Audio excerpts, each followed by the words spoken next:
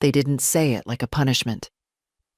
"You'll guard the house tonight," Eleanor said, like I should be grateful. Like standing alone in an empty house during a storm warning was some grand honor bestowed on a 77-year-old woman with aching knees and nowhere else to go. I just nodded, as I always do, and watched their taillights disappear down the wet gravel road. That was the last time I saw them that evening. I was wearing my cardigan, the green one with the moth hole under the left arm. They didn't tell me they'd be gone so long. Just a quick dinner with clients. Just a few hours. But the hours dragged on, and the storm rolled in earlier than the forecast had warned. It wasn't until I stepped outside to bring in the flower pots, God forbid Eleanor's precious petunias get ruined, that I heard the click. A soft, sharp sound. Final. The door had locked behind me. I turned the handle. It didn't budge. I checked my pocket. No keys. My purse was inside, near the hall table. The storm broke open above me like a cracked egg. The rain came in sideways, thick as soup, stinging my face. My hearing aid fizzled in one ear. The porch light flickered and went out. For a moment, I just stood there, staring at that locked door, half expecting someone to open it from the other side, to laugh and say, "Oh, Nana, did we scare you?" But no one came. The windows were dark. My bags, my things, sat under the awning, already soaked through. 3 black garbage bags. One had split open. I recognized the collar of my winter coat poking out. That was when it hit me. This wasn't an accident. They hadn't forgotten to leave a key. They hadn't just stepped out for a quick dinner. I wasn't meant to be inside. I sat down slowly on the top porch step, blinking against the wind, feeling the damp creep into my bones. The storm wasn't the worst part. The worst part was realizing I didn't know where else I could go. I didn't cry. Not then. Instead, I looked at the bags beside me and wondered how many people had seen them sitting there all afternoon. How many neighbors drove by and thought, "Oh, someone's mother must have died." Because that's what it looked like someone had passed away and the family couldn't wait to get rid of what was left. And maybe, in some way, I had. Eleanor never liked having me around. She'd started small, replacing my dishes with matching sets, moving my chair into the garage because it didn't go with the new aesthetic, setting rules about when I could use the laundry. At first, I didn't mind. I thought, she wants a tidy home. That's fair. Then it became, no perfume in the house. It triggers her allergies. Then, could I not speak to her guests unless spoken to? Then came the financial control. My son, Thomas, told me it was just easier if he handled my banking, gave me a small monthly allowance from my own savings, called it budgeting for your comfort. Comfort. The word echoed in my head as a gust of wind slapped my face and nearly knocked me sideways. There's a kind of comfort that strangles you slowly. You don't notice at first. You tell yourself it's age, that your world is supposed to get smaller. Then one day you wake up and realize you're not living in your home. You're tolerated in someone else's, or not even tolerated. I stood up. My back screamed in protest, but I forced it straight. The rain had soaked through everything, even my socks. I was starting to shiver. The street was dark and mostly empty. No streetlights out this far. Just one porch across the way, glowing weakly in the storm. I started walking, dragging one of the bags behind me. I don't know why. Instinct, maybe. Some animal part of me clinging to the idea of ownership, of proof. The wind tried to push me back. My legs didn't move the way they used to. My knee buckled once on the uneven gravel. I fell. Hard. There was blood. Not much, but enough to see it mix with the mud. I laughed, quietly, bitterly. Because how poetic, really. Left outside in the storm like some unwanted dog, and now crawling through the mud like one. But I didn't stop. I pulled myself up, wiped the blood on my cardigan. I kept walking. The rain eased slightly as I crossed the road, but the wind didn't. It howled through the trees like something wild and angry. I clung to the plastic handle of the garbage bag, though by then it had torn fully, my coat and slippers dragging behind like the tail of some sad parade float. The porch across the street belonged to Mrs. Givens, or used to. She passed last spring. I went to the memorial, brought lemon cake. No one from Thomas's family came. They said it was too far to drive. She had no children of her own, just nieces who lived out of state and sold the house within weeks. Now it stood empty. No lights, no car in the drive. But that little porch light still worked, casting its yellow glow into the downpour. I dropped my things under the overhang and leaned against the doorframe, catching my breath. My hip was screaming. My shoulder burned where I'd landed. My hair clung to my cheeks, and my cardigan sagged with rain. But the light, just that small, steady light, made it feel like I hadn't entirely vanished. I sat down on the top step and pulled my coat into my lap. I could feel the lining still dry in the folds. I wrapped it around my legs, closed my eyes. I don't know how long I sat there. Time doesn't pass the same when you're cold. When your teeth chatter and your fingers go stiff. It slips between the moments, disappearing with every gust of wind. I tried to think clearly. Who could I call? Not Thomas. I had no phone, no purse, no money, no umbrella, no warm shoes. My friends, what few still remained, were either dead or hours away. My sister Vera lived upstate. She'd had 2 strokes last year. I hadn't seen her since the fall. And then I thought of one name, June Adler. June was in my book club, at least she had been, back when I still went. She once said, "You've got a mind sharper than most of the young ones I know," and meant it. She gave good hugs, smelled like cinnamon, lived 3 blocks east. I stood again, shakily. My knee wobbled, but I forced it straight. I bundled the coat around me like a cape and picked up my soaked slippers and bagged blouse. I couldn't carry more. I walked. Past the empty house, down the gravel path.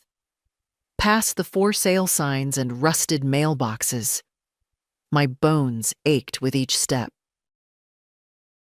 The rain found its way into every crevice, but I didn't stop. I kept telling myself, just reach June. She'll help. Just reach June. Halfway there, I passed the hollow of the old sycamore tree, the one children used to play in. I used to walk Thomas there as a toddler. He'd climb inside and pretend it was a spaceship. Said he was Captain Thomas, and I was Mission Control. I'd count him down from 10, and he'd make swooshing noises with his mouth. I remember once he climbed too high and scraped his knee, cried all the way home, snot dripping down his chin. I carried him half the way, whispering, "You're all right. You're all right," even though my back was killing me. That memory hit me like a wave, and I had to stop walking.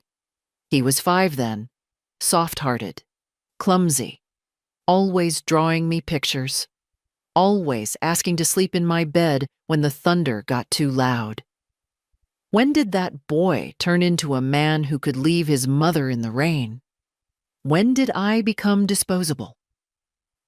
The street curved toward the intersection where the Adler house stood.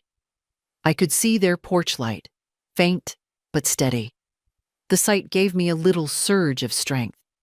I stepped into the street, and a pair of headlights blinded me. A car, slow-moving, silver sedan. I froze. The car rolled past me, and through the rain-smeared window, I saw the driver glance over, then stop. He reversed slowly and pulled up beside me. The window rolled down with a hum. "Ma'am, are you okay?" It was a young man, maybe early 30s, clean-shaven, baseball cap, kind eyes. My voice cracked. I swallowed. "I need to get to June Adler's house, 2 blocks over." "You walking there in this storm?" he said, brows knitting. "You want a ride?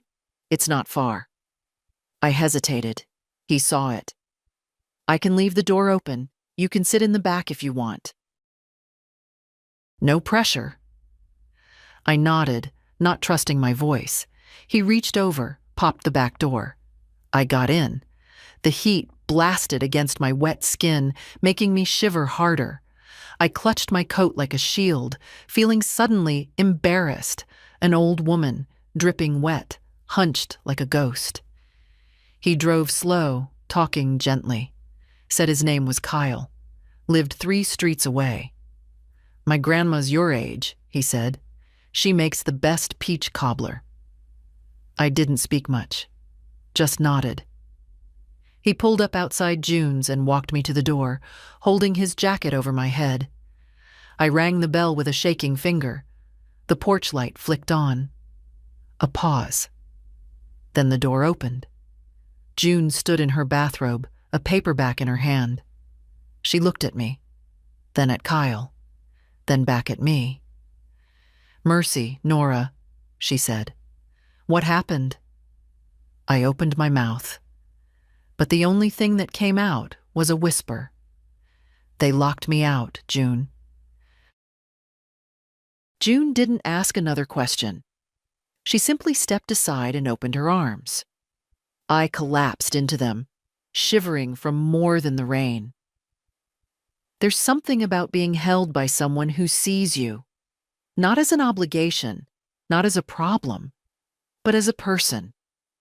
That hug was the first solid thing I'd felt all night.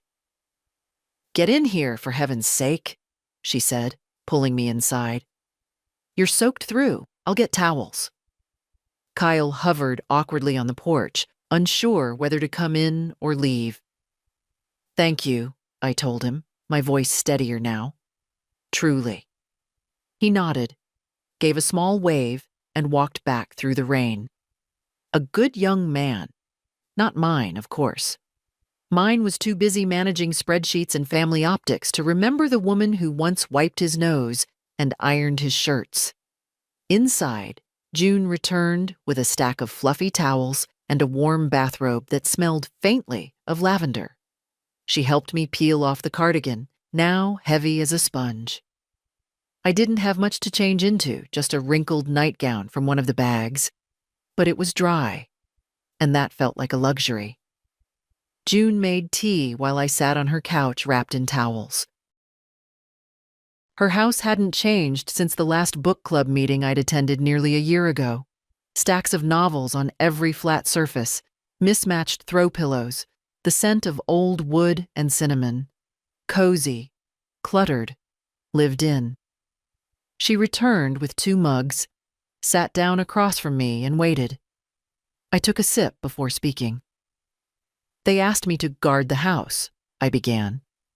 "Said they had a dinner with clients. I was outside bringing in the flower pots when the door locked behind me." June didn't interrupt. Her lips tightened slightly, but she didn't speak. My things were already on the porch, in trash bags. June's hands clenched around her mug. "I don't think it was an accident," I added. "I think they meant for me to find it that way, to get the message without the mess of a conversation." June inhaled slowly. "You think they threw you out?" I nodded. "No, June. I know they did." She set down her mug with a quiet thunk. "I always wondered how long you'd let them treat you like wallpaper," she said. "You blend in. You're always polite.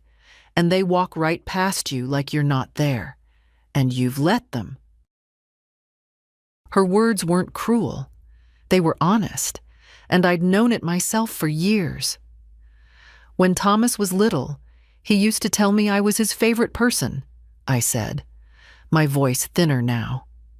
He'd sit in my lap for hours, used to say, "Nana, don't ever leave me." June looked at me with something between sorrow and rage. And now he's the one who left you. I set down my tea and rubbed my hands together. They still shook slightly. He took over my accounts after Harold died, said it was safer, less for me to worry about, called it managing your assets. But every month it got smaller, said investments weren't performing. Then I stopped seeing the bank statements altogether. June's eyes narrowed. You never checked. I trusted him. Then let's fix that. She stood up so suddenly I flinched. She crossed the room to her desk and pulled out a small accordion folder. I've got a cousin at the bank. If there's one thing life teaches you, it's how to untrust people properly. We'll get your accounts reviewed. We'll figure out exactly what he's done. I stared at her. June, it's midnight. I'm not calling him now, Nora, she said, sitting again. But you'll stay here tonight, and tomorrow we'll start putting things in your name again. I felt something shift inside me, a slow, creaky door opening after being shut for years. June? Do you think it's wrong to cut them off? She blinked. Do you think it was wrong when they cut you off? Left you in the storm like a dog? I didn't answer. You don't owe them forgiveness just because they share your blood, she said. Kindness has a price, and you've paid in full. We sat in silence for a moment. The storm rattled the windows, but inside, it was warm. It was still. They think I'm old, I said finally. Soft, like I won't do anything. Then it's time to remind them who you are. I looked over at June, and for the first time in a very long time, I felt like myself again. Not someone's burden, not someone's grandmother, mother, placeholder. Just me. June let me sleep in her guest room. Tiny, quiet, walls lined with old travel posters and handmade quilts. The bed was soft but unfamiliar, and the pillow smelled like cedar. Still, it was more comfort than I'd had in months. But I didn't sleep much. Instead, I lay in the dark, listening to the ticking of the hallway clock, thinking about every time I'd made excuses for Thomas. Every time I'd told myself, he's busy, stressed, tired, raising kids, building a career. Every time I'd looked at Eleanor's pinched smile and believed her when she said, "You know how he gets. Don't take it personally." Well, I had. And now it was personal. By 6 a.m., I was already sitting at the kitchen table in June's robe, staring into my tea. June padded in not long after, her hair wrapped in a scarf, and sat across from me without a word. She handed me a pen and a pad of paper. "Write it all down," she said. I frowned. "What?" "Everything. Dates, names, accounts, if you can remember. Every payment, gift, transfer. Anytime Thomas or Eleanor asked you for something big, write it, and don't you dare downplay it." So I did. At first, the list looked harmless. A check for $5,000 when they needed a new roof. A gift of $10,000 for their anniversary trip to Florence. Then tuition for both kids. An emergency car repair. A bridge loan when Thomas was between jobs. Help with the down payment on this very house. The one I'd just been locked out of. And that was just the last 5 years. I had forgotten how much I'd given. Not just money, time, energy, silence. "You see it now?" June asked gently when I set the pen down. I nodded, swallowing back the heat in my throat. Good. That's step one. Now let's go get your name back. We went to the bank branch first. June's cousin, Lydia, was a thin woman with bright eyes and a tone like a school principal who'd long stopped caring about politeness. She greeted June with a hug, looked me up and down, and said, "Let me guess. They had power of attorney and access to your accounts. You don't know how much is left, and you've been living on scraps while they used your money for sushi dinners and pool memberships?" I blinked. "How did you—" "Honey," she said, typing already, "you'd be surprised how many grandmothers walk through those doors saying, 'I don't want to make a fuss.'" She looked at the paperwork June had helped me compile and nodded. "We'll need to formally revoke access. Do you have ID?" "No," I said, suddenly realizing I had left my entire purse behind. "Everything's in the house." Lydia pursed her lips. "We'll work around it. But we'll need you back in person with ID to fully secure everything. For now, we'll put a freeze on all outgoing transactions from the accounts Thomas manages." "Can you tell me the balance?" I asked. She turned the screen slightly. I stared at the number, less than half of what I expected, and far too much had gone to one account marked simply as Family Operations, T. Callahan. Lydia whistled under her breath. "That's not an accident. That's a pipeline. I gave them access after Harold died," I murmured, almost to myself. I thought I was making things easier." "You were," Lydia said bluntly. "For them." She printed the documents, marked the ones I'd need to sign in person later, and handed me her card. "Get your ID. Come back tomorrow. We'll finish this." I walked out of that bank lighter and heavier all at once. Lighter because I had started. Heavier because I'd seen it clearly now. What they'd done. What I'd allowed. We sat in June's car outside a small diner and shared scrambled eggs and toast. I couldn't finish mine. My hands shook when I picked up the fork. June reached over and squeezed my wrist. "They don't get to decide your value," she said. "Not anymore." I looked at her and thought, she's right. But what now? What comes next? Then the answer came, as clean and quiet as breath. "I do." The motel was called Pine Crest Lodge, but there weren't many pines and certainly no crest. Just a row of rooms with chipped red doors, a soda machine that swallowed coins, and a fluorescent sign that buzzed like it had something to say, but never quite did. That's where I went after the bank. June offered her guest room again. She said I could stay as long as I needed. But I couldn't. Not because I didn't trust her or appreciate her warmth. I just needed space. I needed to hear myself think. So I checked in under my full name, Nora Jean Callahan. I hadn't used that name in a while, not since Harold passed, not since Thomas started managing things and Nana became my only role. The room was small but clean, smelled of pine cleaner and tired wallpaper. I sat on the edge of the bed and looked around. No pictures, no family voices, no one waiting to be pleased or managed or soothed. For the first time in a long time, it was just me. I took out the clothes I had, 2 changes, damp and wrinkled, and hung them over the shower rod. Then I sat back down on the bed, picked up the motel notepad and pen, and started writing. Not to anyone. To me, dear Nora, you didn't imagine it. You didn't overreact.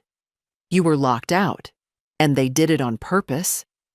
You've spent years believing you could earn your place by being useful, that if you just stayed quiet, helpful, small enough, they'd let you stay. But tonight, you're in a motel with no money, no purse, no address to call home. And it's not because you failed. It's because they did. You're not crazy. You're not difficult. You're not too much. You're a woman who gave too much, too long, to people who never deserved it. This is not your ending. This is your middle, and you still have time to write the rest. Love, you. I put the pen down. It wasn't poetic. It wasn't dramatic. But it was mine. That night, I wrapped myself in the stiff motel blanket and didn't sleep much. I stared at the popcorn ceiling and thought about every silent dinner at that long, cold table. Every time Eleanor rolled her eyes when I tried to speak. Every time Thomas didn't look up from his phone. And every time I told myself, they don't mean it. It's just stress. It's just life. No. It was choice. And now I had mine. In the morning, I went back to June's and picked up the rest of my things. She'd washed my nightgown and packed the bag tighter than I ever could. I'm going to call a lawyer, I told her over coffee. She raised an eyebrow, clearly pleased. Any particular kind? An estate lawyer and someone who handles elder abuse. Her smile widened. Atta girl. I called Harold's old lawyer, Mr. Everett Green. He was half retired now, but still kept an office on Main Street and a brain sharp enough to slice glass. I told the receptionist I needed to speak with him urgently. She squeezed me in for the afternoon. The office hadn't changed since 1993. Still smelled like old wood, pipe tobacco, and dust. When Mr. Green saw me, he stood and took both my hands. Well, Nora Jean, he said softly, it's been a long time. You look like a woman with something to say. I do, I said. But first, I need to ask you something. Anything. Can I take everything back? The power of attorney, the automatic payments, the rights Thomas thinks he has over me? His eyes lit up. If it's not in blood, you can undo it. And even then, I've got a few tricks. I smiled for the first time that day. I want it all changed, I said. And I want a new will. Mr. Green nodded, already reaching for a legal pad. Tell me everything, he said, and we'll put it in writing. So I did. It took 2 hours to go through it all with Mr. Green, and by the time we were done, I felt like I'd walked out of an X-ray machine, stripped down, transparent, exposed, but somehow lighter. He didn't rush me. He didn't speak down to me. He didn't say, "Are you sure?" like so many others had over the years. He just listened, took notes, asked questions where needed, then looked me straight in the eye and said, "You're doing the right thing." That meant more than I expected. We started with the power of attorney. It had been drafted 6 years ago, shortly after Harold passed. I had signed it without blinking. Thomas had said all the right things. You don't need to worry about paperwork anymore, Mom. Let me handle things. I'll make sure you're taken care of. And I, grieving, tired, trusting, had nodded and signed, thinking I was lucky to have a son so responsible.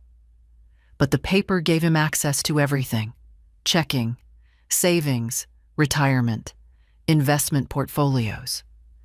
Harold had built over 3 decades of quiet, careful planning, and slowly, over time, the accounts had thinned, not vanished. Thomas wasn't stupid. But enough had been siphoned off over the years that I could see the shape of it now. 2,000 here, 10,000 there. Larger withdrawals masked as property upkeep or shared household expenses. Did you approve any of those in writing? Mr. Green asked. No. Did you receive invoices, receipts, summaries? I shook my head. He scribbled notes. Good. Good? I asked. Good for you, bad for him, he said calmly. They count on silence, on passivity, but silence isn't consent, not legally. We drafted a formal revocation and arranged for a notary to meet us that week. Then we discussed my will. Do you want to disinherit them completely? he asked. I paused. It would have been easy to say yes, to let the pain make the choice for me. But I thought of Eloise, my granddaughter, the one who still sent cards, who hugged me every time we met like she meant it, who cried when she left for college. No, I said, but I want a clause. They don't get a cent unless they meet certain conditions. Mr. Green grinned. Ah, the contingent heir clause. We'll make it airtight. And I want a trust, I added. For Eloise, protected. No one can touch it but her. Done. We finished the papers, and I promised to return with ID and the documents from the house, assuming they hadn't thrown them out or set them on fire. I'd need to go back, eventually. That night at the motel, I sat with the folder in my lap and thought about how easy it had been for them to take everything. Not just money, but space, voice, dignity.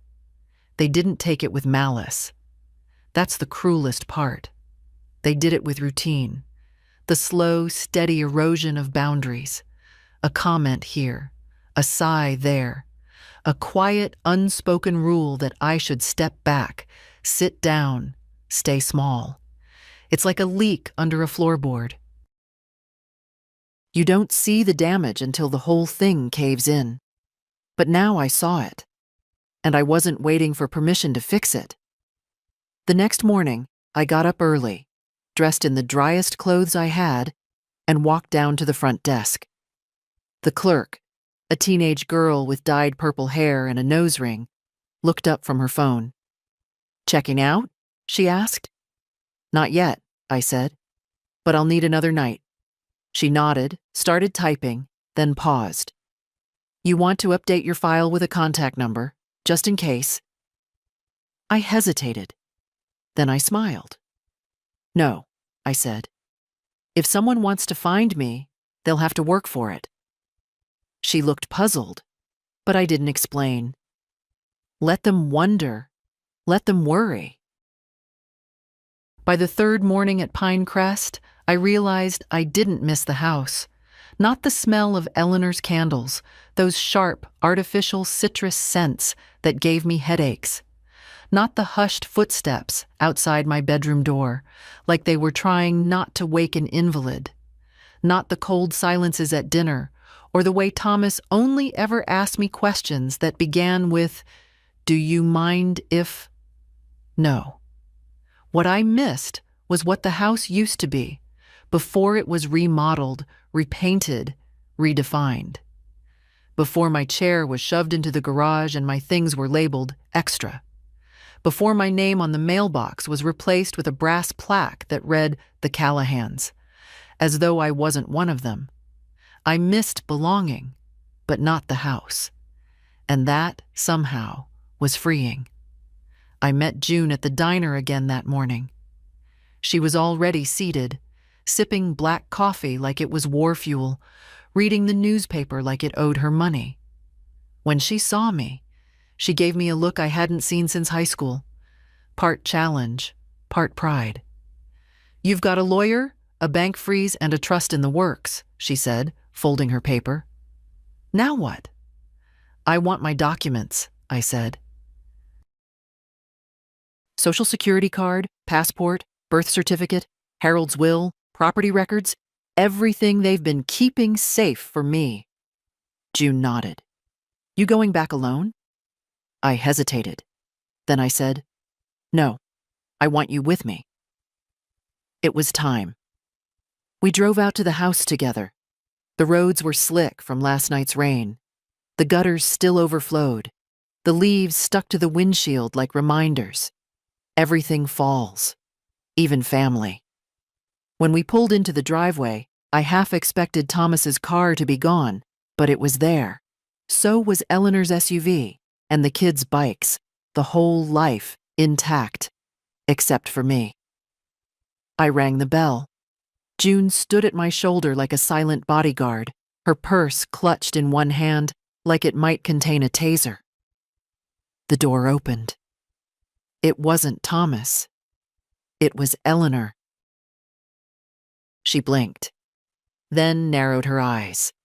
Nora, she said slowly, you're back. She said it like I'd come home from a trip without warning, as if I'd inconvenienced her schedule. I need my documents, I said. The ones you said were safest here. She didn't move. Thomas isn't home. I didn't ask for Thomas. That made her flinch. Barely. But I saw it. I'll get them, she said eventually, stepping aside just enough for me to enter. Wait here. The house smelled the same, like floor cleaner and something floral. Cold. June stayed beside me, arms crossed. I see you haven't dusted that shelf, she said quietly, eyeing the bookshelf I used to organize. Slipping, Eleanor. I had to bite back a laugh. Eleanor returned with a manila folder. This should be everything, she said. If anything's missing, let us know and… No, I interrupted. If anything's missing, my lawyer will let you know. Her eyes flashed, but she held her tongue. I took the folder, heavy, warm from her hand. I didn't check its contents, not yet. I didn't want to give her the satisfaction. As I turned to go, she said, You know, Thomas is just trying to do what's best. I stopped. Then I looked her square in the face. You don't get to lock someone out of their own life and call it love. She didn't respond. I walked out without looking back. In the car, June exhaled deeply. I swear if I'd been 5 years younger, I'd have knocked her into next week. She's not worth it, I said, placing the folder on my lap like a treasure chest. You okay? I looked out the window. The house receded behind us like a past I didn't want to chase anymore. I'm getting there. I didn't open the folder until that night. Back at the motel, I placed it gently on the bedspread, like something sacred. Not because the papers were particularly sentimental, but because they were mine. Mine again. Proof that I existed on paper, beyond anyone else's control. The birth certificate was there. So was the Social Security card, Harold's will, the deed to the house we'd bought together in 1982. The one we sold 10 years ago, the proceeds of which had gone straight into a joint account that Thomas offered to handle while I was grieving.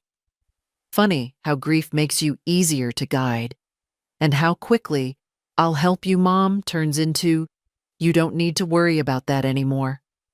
But now I had the documents, the ID, the name on the paper, the story of a life that belonged to me. The next morning, I brought them straight to Mr. Green's office. He looked over each one, nodding with that small, satisfied frown lawyers wear when things line up. We'll finalize the revocation today, he said, and the trust documents. After that, we'll register everything and notify the necessary institutions. It'll take a week or two to process fully, but after that, the financial leash is cut. He handed me a pen. I signed. Slowly, carefully, savoring the feel of ink on paper. When we were done, he folded his hands and looked at me. I don't want to pry, Nora, but what are you planning to do next? Where will you go? That question sat heavy in the air. Not because I didn't have options, but because for the first time in years, the answer didn't have to revolve around them. I didn't have to ask, will Eleanor approve? Will Thomas be embarrassed? Will I be a burden? I don't know yet, I said truthfully. But I want to live somewhere where I can put my feet up without feeling like I need permission. Mr. Green smiled. I think you're already halfway there. That afternoon, I took a walk. Not down the main road or toward the house. I didn't want familiar sidewalks. I wanted air. The sky was clear, crisp. The kind of early autumn blue that always reminds me of fresh notebooks and sharpened pencils. It made me think of when I used to work at the elementary school library. Those little voices running in the halls, the smell of plastic book covers and cafeteria apples. I'd given that up when Harold got sick. Then again when Thomas needed help with the kids. Then again when Eleanor started working full-time and said it would be such a gift if I could manage the house during the week. Year by year, I became less me and more supporting role. But now, walking alone with no errands, no list, no expectations, I felt like a woman with no title for the first time in decades. No mother, no grandmother, no burden, just Nora. I passed a small cafe with a chalkboard sign out front. Live music, Thursday nights, hot tea and warm hand pies. That sounded like enough of a reason to return. I went in, sat by the window, and ordered a pot of blackcurrant tea. The waitress smiled and asked if I wanted cream. Just honey, I said. She brought it. I added the honey, took a sip. And I swear, it tasted like memory, like something I'd forgotten I loved. I pulled a notebook from my bag and opened to a blank page. To do, for me, not them. Find a place to live. Small, sunlit, no beige walls. Pick up library card again. Learn to make pastry from scratch. Buy new slippers, not the fuzzy kind. Visit Eloise at college. Write down everything I never said. Stop apologizing for breathing. I underlined that last one. Twice. The next morning, I woke up before sunrise. Not from pain or habit, but because something inside me was finally stirring, like a bird turning in its nest, testing the air. I wrapped the motel blanket around my shoulders and sat by the small window, watching the world shift from black to gray to gold. The first real sunrise I'd watched in years. When you live with people who resent your presence, you stop lingering. You move quietly. You disappear before they notice you were there at all. But I was tired of disappearing. I pulled out my notebook and wrote again. Not a list this time, but a letter. Not to Thomas, not to Eleanor, to myself. Dear Nora, again, you didn't break. You bent. You twisted yourself into silence, into usefulness, into the shape they needed you to be. But you never broke. Now you're rebuilding, and you're allowed to rebuild however you choose. Not everyone will understand. Some will say, she snapped. Let them. You didn't snap. You woke up. And that is its own kind of miracle. Keep going. You are not done yet. Love, you. I tore the page out, folded it carefully, and slipped it into my purse. One day, maybe I'd give it to Eloise. Let her know that even old women need reminders of their own strength. Later that day, I got a call. Not from Thomas. Not from the lawyer or the bank. From the front desk of the motel. There's a young woman asking for you, the girl said. She says she's your granddaughter. I was downstairs in seconds.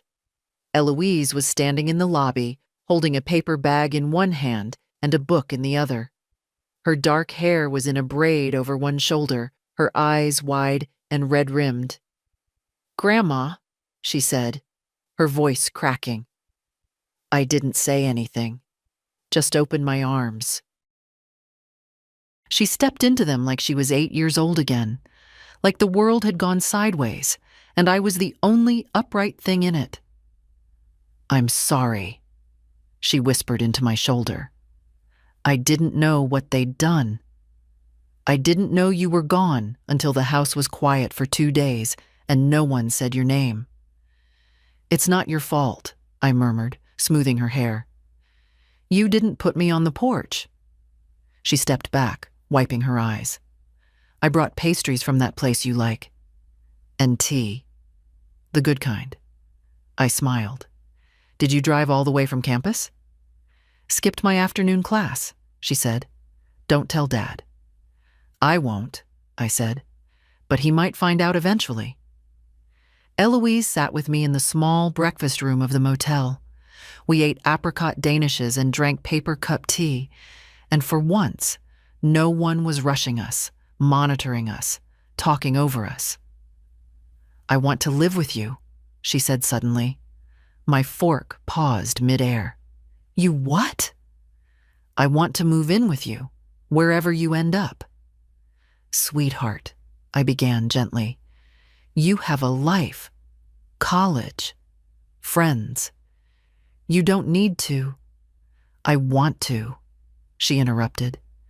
You're the only person who's ever made me feel seen and safe. And she stopped, looked down, and like I'm not just some accessory to someone else's show. That cut deeper than she realized. I reached across the table and took her hand.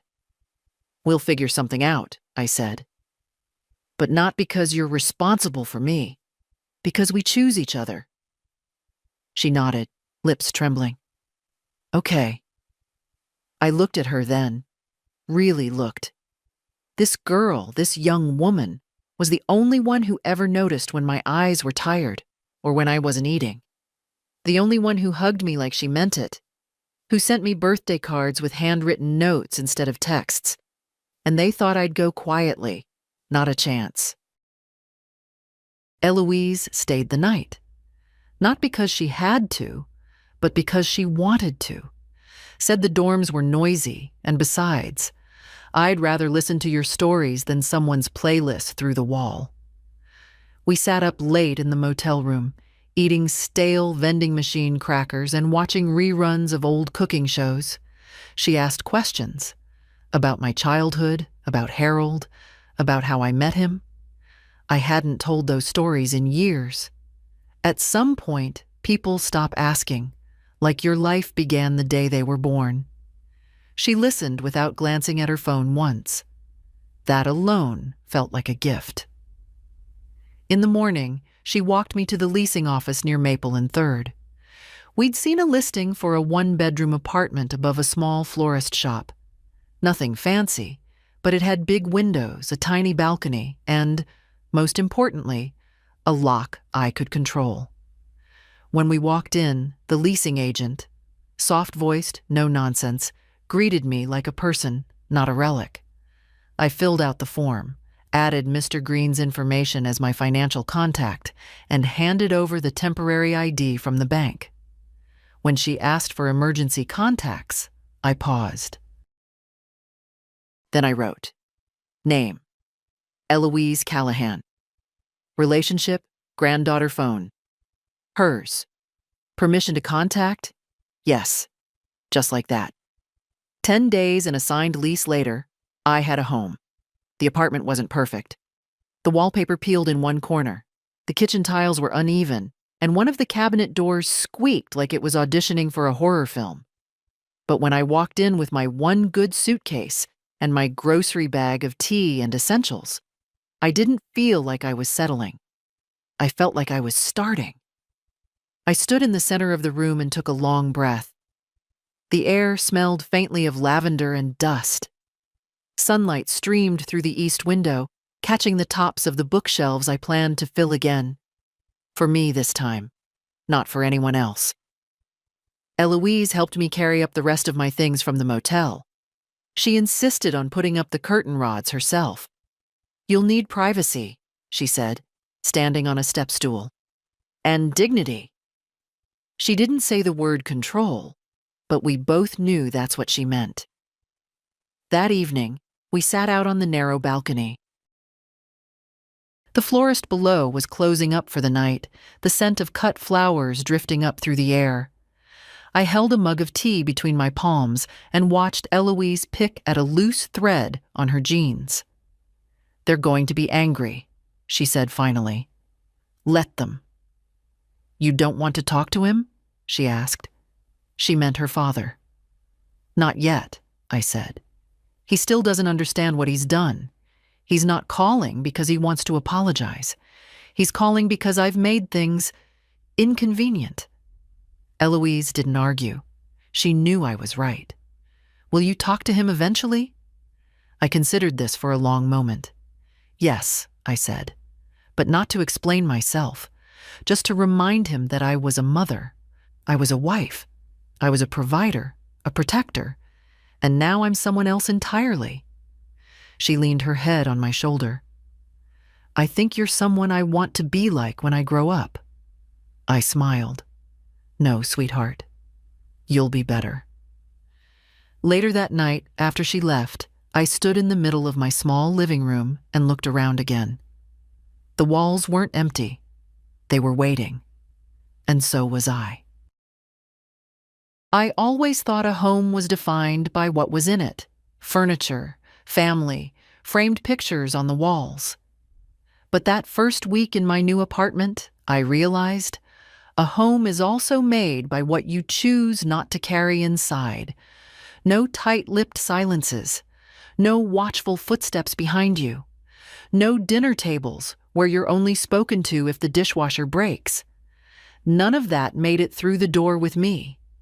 Instead, I brought in a chipped teapot I'd kept boxed for years, a photograph of Harold and me on a beach in Maine, both of us squinting into the sun like fools, 3 books I had hidden in a trunk, ones Eleanor once said were too sentimental for grown women.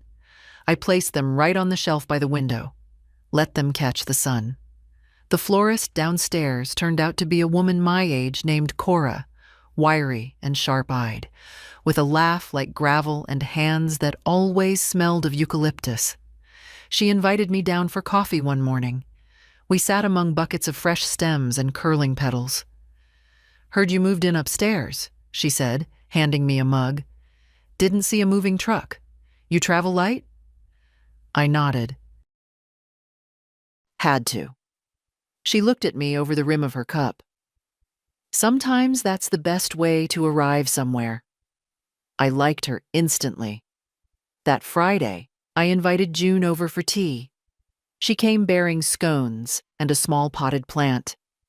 For your new windowsill, she said, setting it down. It's called a prayer plant. Leaves fold up at night, like it's sleeping. We sat and ate and talked about everything except the past. We didn't need to rehash it. It was still there, in the silence between subjects. But we didn't live there anymore. I knew you'd land on your feet, she said at one point, sipping her tea. I didn't, I said. Not until I did. She laughed, warm and full. That's how it always is. A few days later, Eloise came by with her laundry and a loaf of banana bread. This place smells like independence, she said, flopping onto my couch. I poured us both tea. She told me about a professor who assigned her a paper on family systems. I nearly threw my laptop out the window, she said. I wrote about you instead. Got an A. She didn't offer to let me read it. That was fine.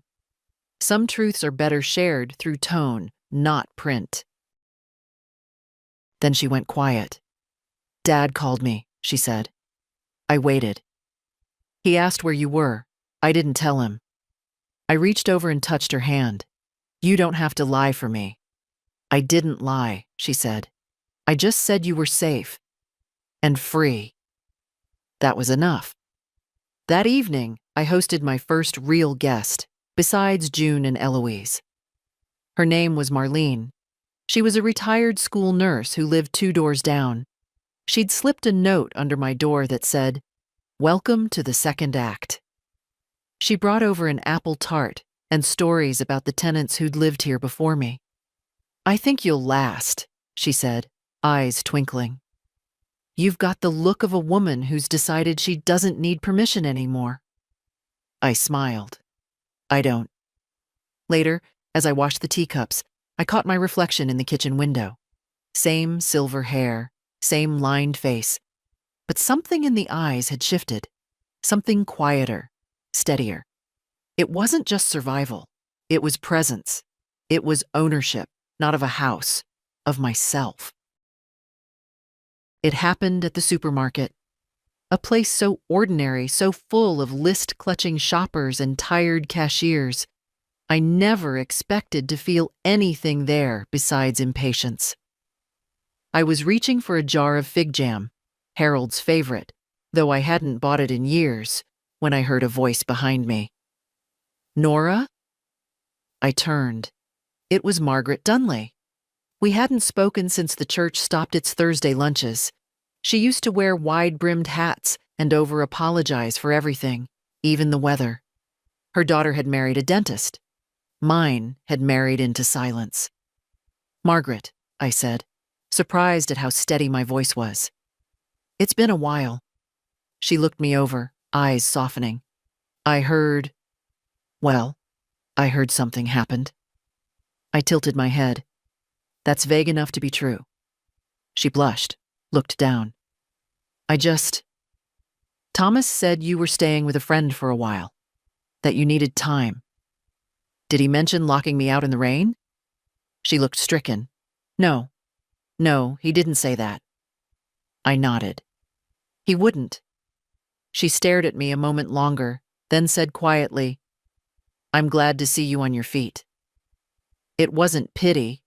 It wasn't gossip. It was something like recognition. "Thank you," I said. She hesitated, then reached into her purse. "We still do the quilting group on Mondays if you ever want to come." I almost said no. Almost said I didn't quilt, which was true. But then I thought, maybe I do now. "Maybe I will," I said. She smiled. "Good. It's not about the quilts, really." I figured. When I got back to the apartment, there was a letter in the mailbox. Not a bill, not a flyer, just my name on the envelope. No return address. I opened it on the balcony with a cup of tea, the fig jam already spread on toast beside me. The handwriting was unmistakable. Thomas. "Mom, I don't know how to start this. Eleanor says I shouldn't write, that you're punishing us and need time. But I know you. You've never punished anyone in your life. You disappear. You withdraw. You become quiet. And that's worse, in a way, because it means something's really wrong. I've been thinking about the night we left. The rain. Your things on the porch. I want to believe it was a misunderstanding. That you went outside and the wind shut the door. That Eleanor thought you'd already left. That the bags were meant to go in the car. But I know better. I didn't stop it. I didn't ask where you were. And when I finally realized, 2 days later, that you hadn't come back, I didn't call. I told myself you were being dramatic, that you needed space, that you'd come around like you always did. But this time, you didn't. And that scared me. I looked into the accounts, the ones I managed. I didn't realize how much had gone through them over the years, how many decisions I made on your behalf without ever asking. I can't pretend it was all for you. It wasn't. Some of it was convenience. Some of it was laziness. Some of it was just me not wanting to deal with the discomfort of saying, "I don't know how to help you age. I thought giving you less would make you need me more. I'm sorry. I don't expect forgiveness. I just wanted to say that much. Love, Thomas." I folded the letter, didn't cry, didn't smile, just sat there, the toast gone cold beside me, thinking of a boy with scabby knees and a nervous laugh who used to bring me drawings of rocket ships and whisper, "Don't ever leave me, okay?" And I hadn't. Not really. But now I'd left. And the silence I carried wasn't his anymore. It was mine. I didn't write back. Not because I was angry, not because I didn't believe him, but because for once, silence felt like mine to keep. Not a punishment, not a plea, but a boundary. I folded the letter, slipped it into the drawer beside my bed, and left it there like a photograph I wasn't ready to frame. I didn't owe him an answer. Not now. maybe not ever. A few days later, I got a call from the lawyer. "The transfers are finalized," Mr. Green said. "Your accounts are in your name only. The trust for Eloise is locked. Your revised will is filed. And I've sent formal notice to Thomas regarding the revocation of power of attorney." I closed my eyes. "Was there a response?" I asked. "Nothing yet. But give it time." "Or don't," I said. He chuckled. "Nora, I've worked with widows, divorcees, retirees, and every type of family you can imagine. But I'll tell you this, very few people walk away with their head up like you just did. It's rare." "It shouldn't be," I said. "No," he agreed. "But it is." That weekend, I went to the quilting circle. I brought muffins, store-bought, warm enough to pass. Margaret waved me in like I'd never left. The group was mostly women in their 70s and 80s, though one young woman had clearly been dragged there by her grandmother. I sat down next to her. "I don't sew," I whispered. She grinned. "I don't either. I just cut and pretend." We spent the afternoon laughing too loudly, poking fingers, threading needles backwards. They weren't there to impress anyone. They weren't measuring their usefulness. They were simply being. I hadn't realized how much I'd missed that. Afterward, Margaret walked me to my car. "You looked peaceful today," she said. "I think I'm starting to be." When I got home, Eloise was waiting by my door. "Field trip?" she said, pointing at the tote bag full of yarn and crooked fabric squares. "Support group," I replied, "for women who've remembered their worth." She smiled, but her eyes were serious. "I think Dad knows he lost something," she said. "He's quieter, less certain, keeps asking how you're doing."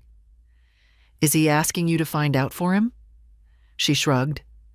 "Maybe, but I tell him what I want to, not what he wants to hear." I opened the door and gestured her in. "That makes two of us." She made tea while I sorted the quilt squares. June had given me a box of fabric pieces she'd kept from her sister's sewing kit. I didn't know what I was making yet. Maybe it wasn't even a quilt. Maybe just a pile of things stitched back together. "I think he needs you to forgive him," Eloise said gently. "I know," I replied, "but you don't have to." "I know that too." She nodded, curling her legs under her. "I just didn't want to be the only one who said it out loud." We sat in silence after that. Not the kind I'd known in the Callahan house, the sharp-edged quiet that cut your confidence with every second. No, this was a full silence, a safe one. The kind that says, you're not alone even when no one's speaking. That night, I started sewing. Not well, not quickly, but with intention. Each stitch held something, an old apology I'd never received, a memory I wanted to reclaim, a version of myself that had waited far too long to be invited back into the room. And slowly, the fabric took shape. Not a blanket, a banner. Not for them. For me. It was June who told me to hang the banner outside. We were sitting in my kitchen, a loaf of cinnamon bread cooling between us, her reading glasses perched low on her nose like always. "I don't know what I'll do with it," I said, laying the stitched fabric across the table. June leaned in. "You know exactly what you'll do. You just haven't admitted it to yourself." The banner wasn't fancy. It didn't look like something from a craft fair or a boutique. The seams were uneven, the lettering imperfect. But it was true. A patchwork of faded blues and muted golds, stitched with bold black thread across the center. "I am still here." June tapped the words with her finger. "Put it where people can see it." So I did. I bought a simple wooden dowel and 2 small hooks, hung the banner just outside my apartment window, where the florist's awning wouldn't block it, and the morning sun could light it up like a proclamation. People noticed. Cora came up the stairs the next day, holding a bundle of carnations, and said, "That's the kind of thing I wish I'd written 30 years ago." Margaret left a note in my mailbox. "I see you, Nora." We all do. And Eloise? She cried. She stood in the street looking up at that banner like it was a lighthouse. "Everyone should know this," she said, wiping her eyes. "Every woman who's ever been made to feel invisible." Thomas showed up 3 days later. I was sitting on the balcony with my tea and the newspaper, wearing my new house sweater. A soft, deep green one I'd picked for myself, not from someone else's Christmas pile. I heard the car before I saw him. The slow approach, the engine idling too long, the door that closed too quietly. Then his voice. "Mom?" I looked down. He was standing on the sidewalk, squinting up at me. He looked older, not because of time, because of weight. The kind that comes when the roles you've claimed for yourself start slipping through your fingers. "I saw the banner," he said, almost sheepish. "I hung it for me," I said. "I know." I didn't invite him up. Instead, I came down. We sat on the bench outside the florist, the scent of freesia thick in the air. Thomas glanced at the ground. "You look good." "I am." He nodded, then folded his hands like a child about to confess. "I was raised better than this," he said quietly. "You raised me better than this." "I know," I said. "I don't expect you to forgive me. I know that too. But I want to try. I want to, I don't know, learn." I looked at him. Really looked. He wasn't performing. He wasn't maneuvering. He was trying. And that meant something. But I didn't rush to soothe him. I didn't make it easier than it needed to be. "You don't get to undo it with words," I said. "You undo it with space. With consistency. With the understanding that my forgiveness is not a prize you're owed. It's something I may never give." He nodded, swallowing hard. "Okay." We sat in silence for a while. "I didn't expect you to leave," he said finally. "That was your first mistake." He looked over. I held his gaze. "I am not just someone who folds towels and forgets herself," I said. "I am not just Mom or Nana or the woman in the other room who knows her place. I've spent a lifetime being quiet. That's over now." He nodded again. "Do you want me to go?" he asked. "Eventually," I said, "but not this minute." So we sat. 2 people. Not mother and son. Just 2 people. Trying. When he finally stood to leave, he looked up at the banner again. "You really are still here," he said. I didn't smile. "I always was," I said. "You just stopped seeing me." That night, I added another square to the banner, a deep burgundy patch with white thread. It read, "And I'm not going anywhere." The last thing I stitched onto the banner wasn't a quote. It wasn't even words. It was a small outline of a teacup. Just a plain shape, hand-stitched in soft gray thread, like the mug I always used in the Callahan kitchen, the one Eleanor kept trying to accidentally break, the one I slipped into my bag the night they locked me out. I keep it on my shelf now. A quiet little emblem of everything I refused to let go of. Everything they didn't get to take. Eloise came over that morning, carrying a brown paper bag with lemon scones and a sticky note on top that read, "For the Queen of Quiet Revolutions." She sat cross-legged on the floor while I watered the new plants, 3 of them now, all still alive. "There's a girl in my class," she said, tearing a scone in half. "Her grandmother was forced into a care home she didn't want. Family said it was best for everyone. She hasn't spoken in weeks. I nodded. I told her about you, she said. Told her sometimes you have to burn the old maps. Make your own. You told her I moved into a florist's attic and stitched a rebellion on linen? Eloise grinned. Exactly that. We drank tea and read through a few pages of her latest essay. It was about inheritance, but not the legal kind. The other kind. What we passed down without realizing. You gave me a backbone, she said. Even when I didn't know that's what it was. I reached out and touched her cheek. You remind me who I am, I said. That's the better gift. Later that week, I received a letter from Mr. Green. Not an urgent one, just a formal summary of everything we'd completed. New will filed, accounts secured, trust established. He enclosed a copy of the contingency clause. In the event that the beneficiaries demonstrate financial coercion, emotional neglect, or deliberate isolation of the testator, said beneficiaries shall forfeit any claim to the estate. I tucked it into the folder in my drawer, right beside Thomas's letter. Let the papers sit together. Let them tell their story to each other. I didn't need to anymore. It rained the following Sunday. A soft, unhurried rain. I stood at the window and watched the drops slide down the glass like they weren't in a rush to reach the bottom. Someone knocked on the door. It was Eleanor. She wore a long coat, hair slick with weather, eyes unreadable. I didn't invite her in.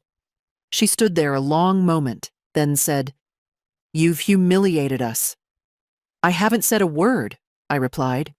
"You didn't have to," she snapped. "That banner's loud enough." I tilted my head. "It's not for you." She shifted on her heels, glanced behind her as if someone might be watching. "I came to ask what you want." I considered that. "I already have what I want," I said. "Then what do you expect?" I leaned on the doorframe, calm. "I expect you to live with what you did, without rewriting it, without justifying it, without expecting a performance from me so you can sleep easier." She opened her mouth, closed it. Her breath fogged in the doorway. "I don't want things to be ugly between us," she muttered. "They already are," I said. "But they're honest now, and I prefer that." Eleanor blinked, then slowly stepped back. She didn't apologize. I didn't ask her to. Some people don't speak that language. That's not my fault anymore. She walked back to her car. I shut the door behind her and locked it. Not to keep anyone out, but to remind myself. I decide who gets in. That night, I wrote a final note in my journal. Not a letter, not a list. Just this. You lived through the storm. You did not disappear. You rebuilt with both hands. And even now, with gray in your hair and names that no longer fit, you are allowed to begin again. So if someone asks where I live now, I say, above a florist, below the sky, behind a stitched banner that catches the morning light, in a place where no one tells me when to speak, and in a voice I no longer ask permission to use. I live here, and I am still here, and I'm not going anywhere.